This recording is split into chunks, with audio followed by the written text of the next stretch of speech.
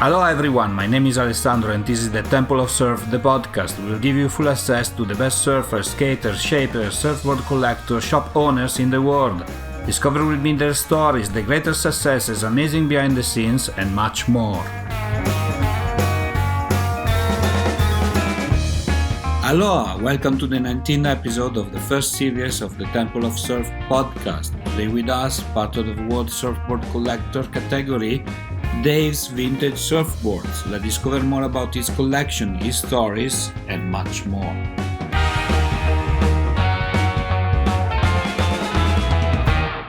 Hey Dave, and welcome to the show. Where are you today? Today I'm in Deerfield Beach, Florida. How the things are going over there in this time of coronavirus? Things are going somewhat better than they were a month ago. The beaches are starting to open up, restaurants, but still a lot of people are freaked out. But I would say everything's getting quite back to how it used to be, slowly. Yeah, let's hope it will reopen soon. People need to be on the open again. You know, we need to go back to surfing, and also the economy needs that quite badly. Today we're gonna talk about surf, and of course about your incredible surfboard collection. So the first question that we have for you is, what, in your opinion, is the most important thing in surfing? In my opinion, the most important thing of surfing is, I guess pure fun of it, just having fun. Yeah, you know? It's like the basic thing, but obviously basic things are the one that matter the most, right? Having fun. Yeah, exactly. What was the first surfboard that you ever bought? The first surfboard I ever bought was a $50 surfboard found at a garage sale. It was actually a old single fin from the 70s. It was a Nomad surfboard from South Florida. You still have that surfboard? Yep, I still have it, and I think I'll keep it forever. It's amazing.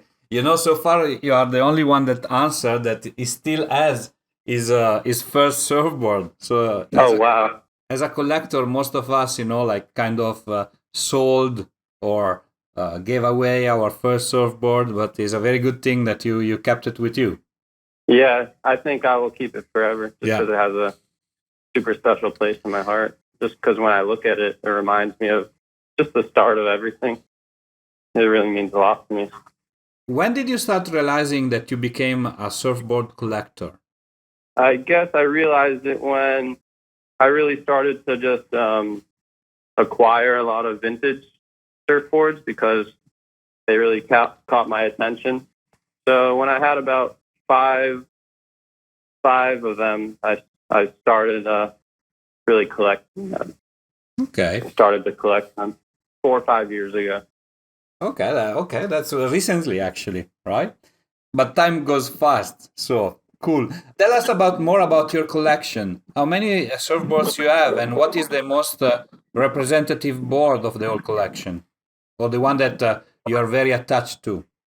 I'm only 24 years old, and every Wednesday night, my friend Craig would host a surfboard repair night, and we would start repairing surfboards. And he's the one who had a bunch of old 60s boards from the 60s because he's actually in his mid-60s. So he grew up surfing those boards, and then he's the one who actually got me into collecting the old boards. But yeah, and he really loved Greg Knowles, and he taught me a lot about Greg Knoll, Toby, Bing Copeland. So he shared a lot of stories with me about all the old timers in the 60s. So that's why I really love all the boards and all the guys from the 60s. But I have about 40 boards, 45. And I truly love, I guess, all the 60s pigs, like my Greg Knowles and my Bings. Greg Knowles and Bings. Is there a particular board that you feel like is representative of your collection, or one particular board that you really are attached to? Yes, it would be a 1960s early Greg Knoll pig. It has a blue chopstick fin. Yeah, it has that just that classic feel whenever I ride it. It was actually the first the first board from the 60s that I inquired. So I actually ride it sometimes, and it's the only 60s board I really ride. So yeah, that's the most special board to me. Those boards are very heavy, right? 60 Greg. Yeah. Yeah, really heavy. This one is about 35 pounds, and it's a 10 foot 2 inches. Oh my God. I only ride it on really small days. You need to be really fit to cut it over the beach. compared to the surfboards of today, of course. Have you ever sold one of the boards of your collection, or you always keep accumulating surfboards and you will never separate from them? There was a time where I wasn't selling any of them. I was pretty much just hoarding them, but over the last year and a half, I've been trading and buying, mostly selling and trading. So my collection's kind of been going down just because, just sharing the stoke and passing them on. I think I don't feel the need to have too many. So I'm going to continue selling them to people who are interested in them, just to pass on the stoke. I think is important. But have you ever regretted to have sold a board to somebody? Regretted? I don't think I've regretted selling a board. Maybe got sad for a few days and then passed it on. Just happy to pay it. Like I just sold my black Greg Knoll Mickey Dora the Cat last week. I guess I kind of regretted it for a day or two, and then I got over it because I was happy, and now I'm happy that it's gone in a new home. Okay, that's cool. A lot of the collectors will consider that a crime, but still, if it makes you happy, it's okay. In your opinion, what is the most important thing in collecting surfboards? I think just to really appreciate the history of every board that you have, and just to really appreciate how they used to surf each board, just to really vision the feel of it. And also, if you could, surf every vintage board that you have, if it's watertight. I think that's really important into collecting, just so you know how they all used to ride and feel under your feet. Looking back, have you ever imagined to become a surfboard collector? Looking back, no. When I first started surfing, I really didn't imagine that I would really get into the old surfboards, just because it was really new to me.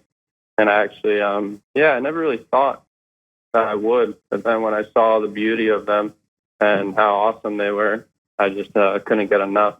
Let's talk about you as a surfer. What is your favorite board to use today?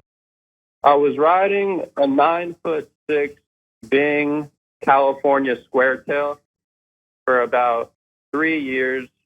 Yeah, that's the board I mostly learned how to longboard on. So I guess that is my favorite go-to board as of now, just because it taught me so much. Just taught me a lot of new things that I didn't really know how to do on any other longboard. Yeah, so basically, I assume that you are like a very big fan of Bing, right? Yeah.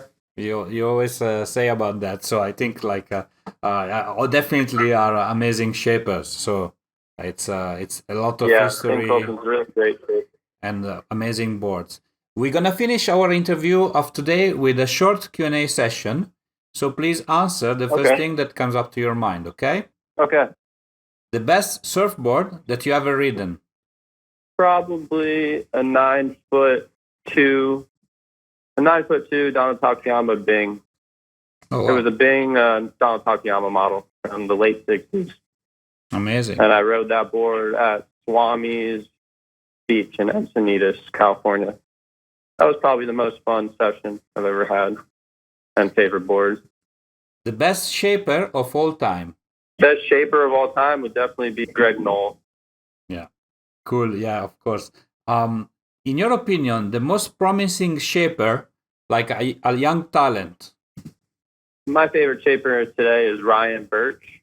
I think he has a lot to offer to the new, just to the young surfers growing up. He inspires them, just the way he surfs and the boards he makes.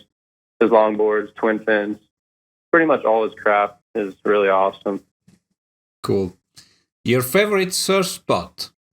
My favorite surf spot is definitely Kwami's Beach in Encinitas, California, as well as Old Man at San Onofre, California, in North San Diego County. Both really good waves with swell pretty much all year round. The best surfer of all time?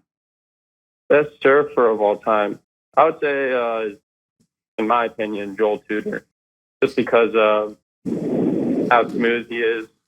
He could surf pretty much anything on any board. I've actually seen him surf probably the most out of any professional surfer, and it's just really awesome to watch. And the last question is a little bit unusual. We asked for everybody, so you need to answer, is your best, and has nothing to do with surf, so your best relationship advice? Just to always be happy. If a door closes, that means, oh wow, it's thundering here in Florida, really bad. It's out of storm, but yeah, Wow. as I was saying, yeah, just always stay humble, stay happy, and just always stay positive, because you never know what the next chapter holds for you, you know? Yeah, I agree with you, Dave. Thanks a lot for being with us on the show today, and we look forward to talk to you very soon. Yeah, man, it was a pleasure talking to you and meeting you, and hopefully we'll get to surf one day. That would be awesome. Of course, that would be amazing. Thanks a lot, and have a nice day. Ciao!